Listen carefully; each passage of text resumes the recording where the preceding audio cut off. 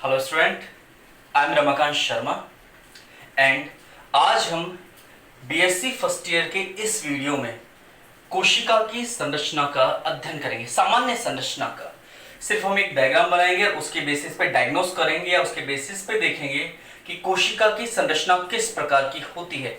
लेकिन हम यहाँ पर जंतु कोशिका की संरचना नहीं देखेंगे, केवल एवं केवल किसकी संरचना का अध्ययन करेंगे? पादप कोशिका की सामान्य संरचना का, कि पादप कोशिका सामान्य रूप से कैसी दिखाई देती है। ठीक है, तो स्टार्ट करते हैं पादप कोशिका की सामान्य संरचना। जो पादप कोशिका होती है वो जंतु कोशिका की तुलना में आकार में क्या होती है? बड़ी होती है। पादप कोशिका का जो आकार है वो आकार जंतु कोशिका की तुलना में क्या होता है? बड़ा होता है। ठीक है, जिनके सबसे बाहर की ओर इन पादप कोशिकाओं में सबसे बाहर की ओर जो आवरण पाया जाता है वह आवरण होता है कोशिका भित्ति का। किसका आवरण होता है?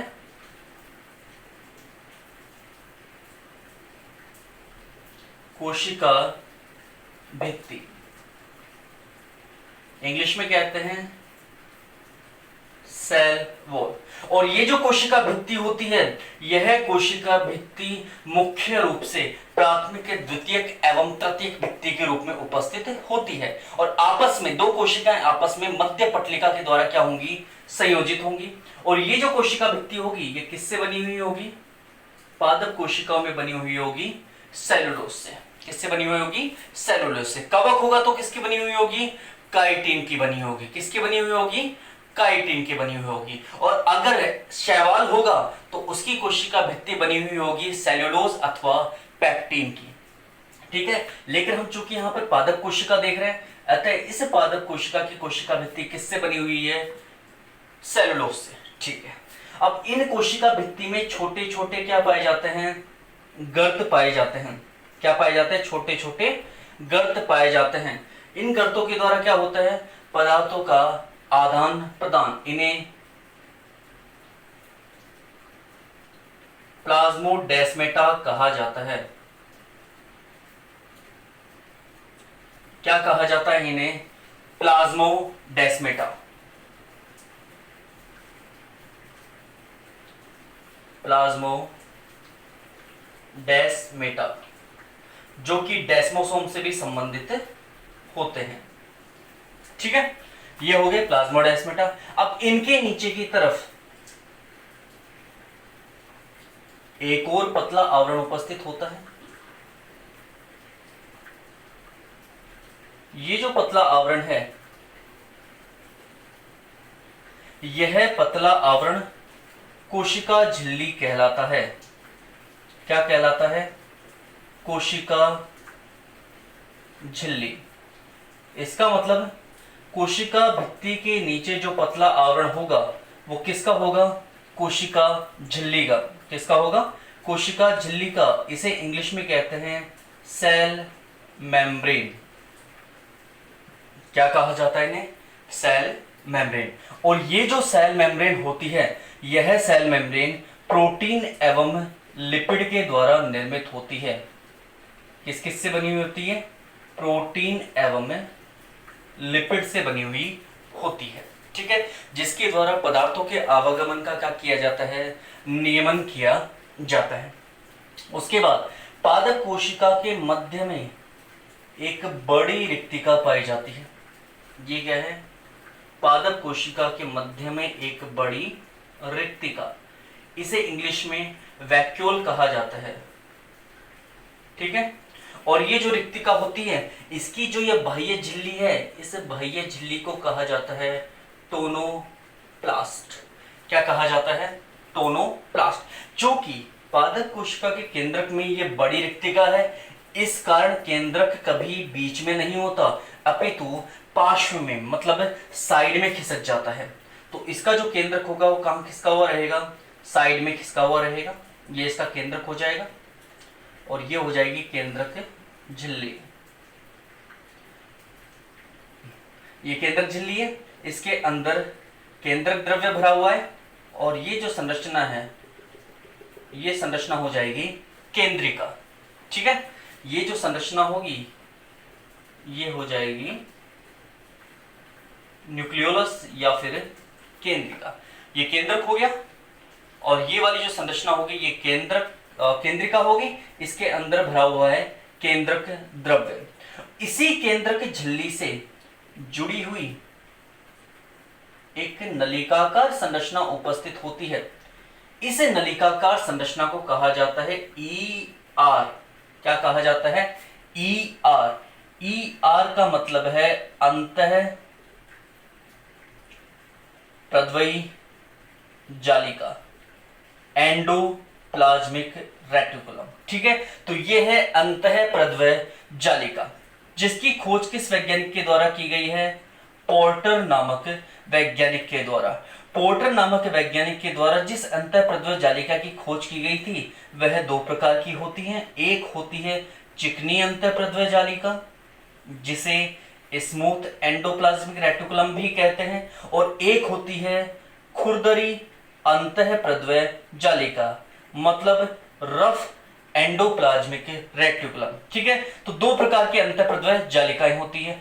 अगर अंतः प्रद्वय जालिका की सतह पर छोटे छोटे राइबोसोम पाए जाते हैं, क्या पाए जाते हैं? छोटे छोटे राइबोसोम, तो ऐसी अंतः प्रद्वय जालिका को कहते हैं खुरदरी अंतः प्रद्वय जालिका। ठीक है, इन राइबोसोमों की सहायता से यह अंतः प्रद्वय जालिका किसका संश्लेषण करती है? प्रोटीन का। ठीक है, किसका संश्लेषण करती है? प्रोटीन का। किसकी सहायता से? राइबोसोम की सहायता से। इस कारण राइबोसोम को प्रोटीन फैक्ट्री भी कहते हैं। जबकि चिकनी अंतः प्रद्वय जालिका के ऊपर राइबोसोम नहीं पाए जाते, इस कारण यह प्रोटीन का संश्लेषण नहीं करती। अब प्रोटीन का संश्लेषण नहीं करती तो किसका संश्लेषण करेगी? वसा या फिर लिपिड का संश्लेषण करेगी। ठीक है, तो ये हो गई आपकी अंतः प्रद्वय जालिका। समझ में आया?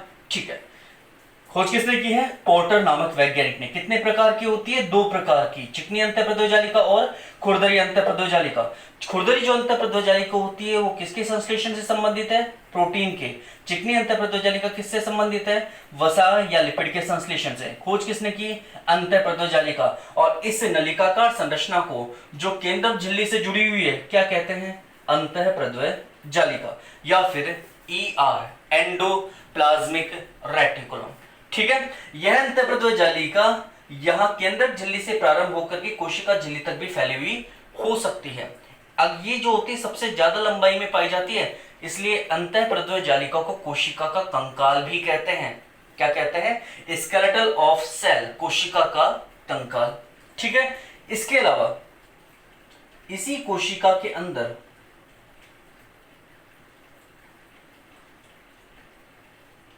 और कुछ विशेष प्रकार की संरचनाएं पाई जाती हैं। इन संरचनाओं को कहते हैं गोल्जी कोय। क्या कहा जाता है? गोल्जी कोय। ठीक है, जिसकी खोज किसने की है? कैमिलो गोल्जी ने। उल्लू की तंत्रिका कोशिकाओं में सबसे पहले गोल्जी कोय की जो खोज है वो कैमिलो गोल्जी नामक वैज्ञानिक द्वारा की गई है। किंतु पादप कोशिकाओं में पाए जाने वाले जो गोल्जी कोय होते हैं वो कम विकसित होते हैं और फैले हुए रहते हैं। कैसे होते हैं? कम विकसित होते हैं और कैसे रहेंगे? फैले हुए रहेंगे। इस कारण पादप कोशिका में पाए जाने वाले गोल्जी कोय को डिक्टियोसोम कहते हैं। क्या कहा जाता है? डिक्टियोसोम कहा जाता है। ठीक है, तो पादप कोशिका में पाए जाने वाले गोल्जी कोय क्या कहलाते हैं? डिक्टियोसोम कहलाते हैं। इसके अलावा इसी पादप कोशिका के अंदर माइटोकॉन्ड्रिया भी पाए जाते हैं। क्या पाए जाते हैं? माइटोकॉन्ड्रिया। माइटोकॉन्ड्रिया की खोज किसने की है? कॉलिकर नामक वैज्ञानिक ने। किसने की है? कॉलिकर नामक वैज्ञानिक ने। सी बेंडा नामक वैज्ञानिक ने इसे माइटोकॉन्ड्रिया नाम दिया है। और एक वैज्ञानिक आया था जिसका नाम था Altmann, are Altmann, Richard Altmann. Richard Altmann इस माइटोकॉन्ड्रिया को क्या कहते हैं? बायोप्लास्ट।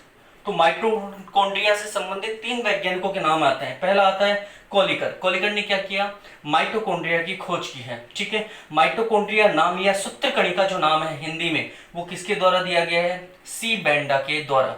जबकि आर अल्टमान मतलब रिचर्ड अल्टमान नामक वैज्ञानिक ने माइटोकॉन्ड्रिया को क्या कहा है, बायोप्लास्ट कहा है। ठीक है, तो बायोप्लास्ट किसने कहा, आर अल्टमान ने।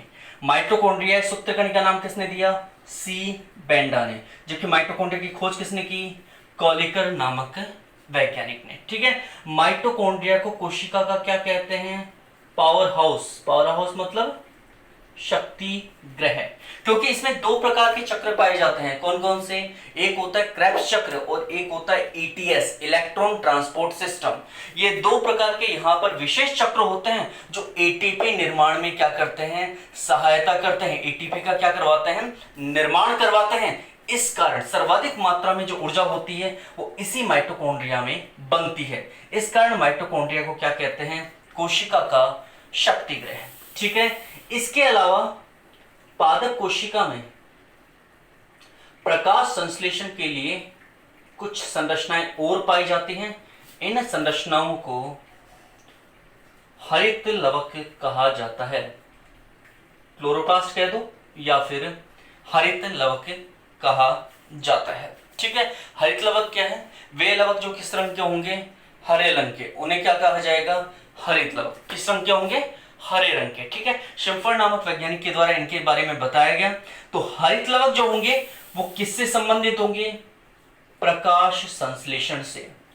किससे संबंधित होंगे, प्रकाश संश्लेषण से। इनमें पाए जाने वाले पर्णहरित की सहायता से प्रकाश का क्या किया, प्रकाश की सहायता से भोजन का क्या किया जाता है, संश्लेषण, जिसे क्या कहते हैं, प्रकाश संश्लेषण। तो हरित लवक भी किसमें पाए जाएंगे, इसी पादप कोशिका में।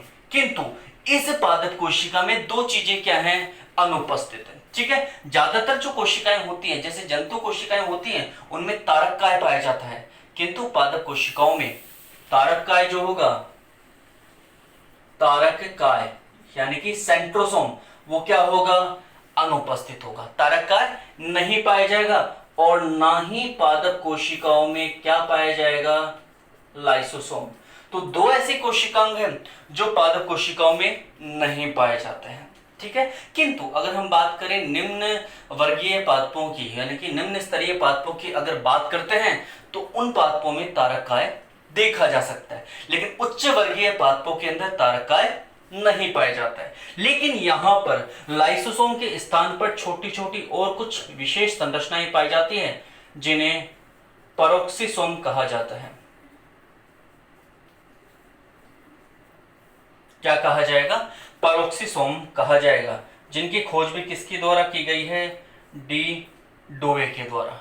ठीक है, किनके द्वारा की गई है, डी डोवे के द्वारा। ठीक है, ये क्या करते हैं, डिटॉक्सिफिकेशन का काम करते हैं, निराविषीकरण का क्या करते हैं, काम करते हैं। ठीक है, तो पेरोक्सिसोम भी किसमें पाए जाते हैं, पादप कोशिका में पाए जाते हैं। इसके अलावा शेष सभी कोशिकाओं में, जैसे यहाँ पर राइबोसोम आपको दिख रहे हैं अंतःप्रद्य जालिका के साथ जुड़े हुए, इसके अलावा कुछ और राइबोसोम कोशिका द्रव्य में मुक्त रूप से पाए जाते हैं। इस कोशिका के अंदर, ये पूरी कोशिका होगी, इस कोशिका के अंदर जो द्रव भरा हुआ है उस द्रव को हम क्या कहते हैं, कोशिका द्रव्य।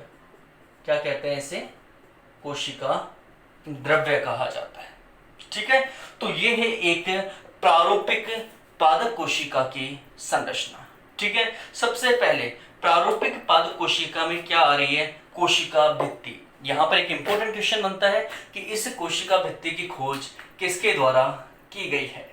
आपने फर्स्ट ईयर है आपकी, आपने अभी तक 11th भी पढ़ी है, 12th में भी बायोलॉजी की स्टडी की है, तो बताइए कोशिका भित्ति की खोज किसने की, जबकि मैं आपको बता चुका हूं कि कोशिका भित्ति की खोज किसने की है। ठीक है, तो कोशिका भित्ति की जो खोज है वो की गई है रॉबर्ट हुक के द्वारा। शायद आपको याद होगा जब मैं इंट्रोडक्शन दे रहा था किसका, 1665 में कोशिका की खोज का, जो किसने की थी, रॉबर्ट हुक ने, तब मैंने कहा था कि रॉबर्ट हुक ने पेड़ की छाल में सर्वप्रथम कुछ छोटे छोटे खाली स्थान या रिक्त स्थानों को देखा, जिन्हें उन्हें सेल कहा, और सेल के आधार पर ही कोशिका का निर्धारण किया गया। ठीक है, तो पेड़ की जो छाल थी वो छाल ही वास्तव में क्या थी, कोशिका भित्ति। तो तो उन्होंने ही किसकी खोज की है यहाँ पर? कोशिका भित्ति की। तो कोशिका भित्ति की खोज किसके द्वारा की गई है? कोशिका की भित्ति की खोज की गई है, नाम लिख दूं यहां पर मैं आप लोगों को, किसके द्वारा की गई है? कोशिका की खोज किसने की है? रॉबर्ट हुक ने। इसलिए कोशिका भित्ति की खोज भी किसने की है? रॉबर्ट हुक ने।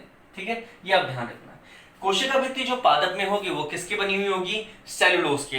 लेकिन अगर कवक की कोशिका भित्ति की बात की जाए तो किसकी बनी होती है? काइटिन की बनी होती है। और अगर शैवाल की कोशिका भित्ति की बात की जाए तो शैवाल की जो कोशिका भित्ति होगी वो किसकी बनी होगी? सेलुलोज की या फिर पैक्टिन की। अगर बैक्टीरिया की बात की जाए, जीवाणु की बात की जाए, तो उनकी कोशिका भित्ति पेप्टिडोग्लाइकेन की बनी होती है। पेप्टिडोग्लाइकेन क्या होता है मैंने आपको पहले बताया था, जैसे कुछ म्यूरेमिक अम्ल वगैरह होता है या कुछ अमीनो अम्ल जब शर्करा के साथ जुड़ जाते हैं तो किसका निर्माण करते हैं? पेप्टिडोग्लाइकेन का। तो यहाँ पर 4 अलग अलग प्रकार के जीवों में कोशिका भित्ति पाई जाती है। पादपों में सेलुलोज की, कवक में काइटिन की, शैवालों में सेलुलोज और पैक्टिन की, और जीवाणुओं में पाई जाती है पेप्टिडोग्लाइकेन की। ठीक है, खोज किसने की है? रॉबर्ट हुक ने। ये पदार्थों के लिए क्या होती हैं? पारगम्य। कोई भी पदार्थ अंदर आए, कोई भी पदार्थ बाहर जाए, उसके लिए क्या होती है? पारगम्य होती है। पारगम्यता के आधार पर भी जितनी भी झिल्लियां होती हैं उन्हें कुछ भागों में बांटा गया, उसका अध्ययन हम बाद में करेंगे। पर ये कैसे होती हैं?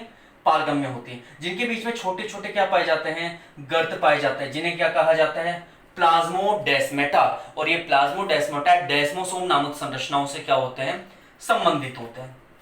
ठीक है, इनके द्वारा भी क्या किया जाता है? पदार्थों का आवागमन। ठीक, इसके अलावा पादप कोशिका के मध्य में क्या पाई जाती है? एक बड़ी रिक्तिका। इस रिक्तिका के अंदर पदार्थों का संग्रहण मान लीजिए, परासरण नियमन मान लीजिए, पदार्थों का निष्कर्षण मान लीजिए, ये सभी कार्य किसके द्वारा किए जाते हैं? इस रिक्तिका के द्वारा। ठीक है, रिक्तिका के बाहर जो सजीव परत पाई जाती है या झिल्ली पाई जाती है, उस झिल्ली को हम क्या कहते हैं? टोनोप्लास्ट। यह रिक्तिका चूंकि केंद्रीय भाग में पाई जाती है, अतः केंद्रक कहां खिसक जाता है? परिधि की ओर। ठीक है, तो ये केंद्रक संरचना होगी। केंद्रक में केंद्रक झिल्ली आ गई, छोटे छोटे छिद्र हो गए जिन्हें केंद्रक छिद्र कहते हैं। इसके अंदर जो द्रव भरा होगा उसे केंद्रक द्रव्य कहा जाएगा। इस केंद्रक द्रव्य में केंद्रिका पाई जाएगी। केंद्रक की खोज सन 1831 में किसके द्वारा की गई है? रॉबर्ट ब्राउन के द्वारा। जबकि केंद्रिका की खोज किसके द्वारा की गई है? फोंटाना नामक वैज्ञानिक के द्वारा। ठीक है, केंद्रक की जो झिल्ली होगी, केंद्रक झिल्ली, उससे जुड़ी हुई क्या पाई जाएगी? अंतःप्रद्वय जालिका। अंतःप्रद्वय जालिका की खोज किसने की है? पोर्टर नामक वैज्ञानिक ने। कितने प्रकार की अंतःप्रद्वय जालिका बताते हैं? 2 प्रकार की। पहली चिकनी अंतःप्रद्वय जालिका, वह अंतःप्रद्वय जालिका जिसकी सतह पर राइबोसोम नहीं पाए जाते उसे कहते हैं चिकनी अंतःप्रद्वय जालिका। दूसरी अंतःप्रद्वय जालिका होती है खुरदरी अंतःप्रद्वय जालिका। वह अंतःप्रद्वय जालिका जिसकी सतह पर क्या पाए जाते हैं? राइबोसोम पाए जाते हैं, उसे क्या कहते हैं? खुरदरी अंतःप्रद्वय जालिका। चूंकि खुरदरी अंतःप्रद्वय जालिका की सतह पर राइबोसोम उपस्थित हैं, इस कारण यह प्रोटीन संश्लेषण में सहायक होती है। और चूंकि यहाँ पर प्रोटीन संश्लेषण का मुख्य कार्य राइबोसोम द्वारा किया जा रहा है, इस कारण राइबोसोम को प्रोटीन फैक्ट्री भी कहते हैं। एवं चिकनी अंतःप्रद्वय जालिका की सतह पर किसी भी प्रकार के कोई राइबोसोम नहीं पाए जाते, इस कारण चिकनी अंतःप्रद्वय जालिका वसा या लिपिड के संश्लेषण में क्या होती है? सहायक होती है। ठीक है, ये हो गई आपकी अंतःप्रद्वय जालिका। इसके अलावा यहाँ पर हमें गोल्जी कोई या गोल्जी बॉडी भी दिखाई देते हैं, लेकिन पादप कोशिका में पाए जाने वाले जो गोल्जी कोई या गोल्जी बॉडी होते हैं वो अत्यंत विस्तृत होते हैं, मतलब फैले हुए अवस्था में पाए जाते हैं एवं कम विकसित होते हैं। इस कारण पादप कोशिका में पाए जाने वाले इन गोल्जी कोई को डिक्टियोसोम कहा जाता है। क्या कहा जाता है? डिक्टियोसोम कहा जाता है। इसकी खोज किसके द्वारा की गई है? कैमिलो गोल्जी नामक वैज्ञानिक के द्वारा। इन्होंने उल्लू की तंत्रिका कोशिका में, उल्लू जो होता है उसकी तंत्रिका कोशिका में सबसे पहले किसकी खोज की थी? गोल्जी कोई की। गोल्जी कोई क्या कहलाता है? गोल्जी कोई को कोशिका का ट्रैफिक पुलिस कहा जाता है। मतलब ये क्या करता है? ये पदार्थों के आवागमन का नियमन करता है। और अगर वास्तविक रूप से कहा जाए तो ध्यान रखना, गोल्जी कोई के द्वारा अगर वास्तविक रूप से कहा जाए तो गोल्जी कोई जो होता है वो एंजाइम एवं हार्मोन के निर्माण से क्या है? संबंधित है। किसके निर्माण से संबंधित है? एंजाइम एवं हार्मोन के निर्माण से। ठीक है, ये हो गया गोल्जी कोशिका। इसके अलावा माइटोकॉन्ड्रिया पाया जाएगा जिसे हम शक्ति ग्रह कहेंगे। इसके अलावा प्रकाश संश्लेषण के लिए हरित लवक भी पाए जाएंगे एवं यहां पर लाइसोसोम नहीं होंगे, किंतु लाइसोसोम के स्थान पर क्या पाए जाएंगे, पेरोक्सिसोम भी पाए जाएंगे। दो ऐसी संरचनाएं हैं जो पादप कोशिकाओं में अनुपस्थित है, तारकाय और लाइसोसोम। तारकाय जो होता है निम्न वर्गीय पादपों में पाए जाते हैं, लेकिन लाइसोसोम ना तो निम्न वर्गीय पादपों में पाए जाते हैं ना ही उच्च वर्गीयों में पादपों में पाए जाते हैं। तो यह है आपकी कोशिका की एक सामान्य संरचना। ठीक है, यहां पर जो माइटोकॉन्ड्रिया था इसकी खोज किसने की थी, कॉलिकर ने। नाम किसने दिया, सी बेंडा ने।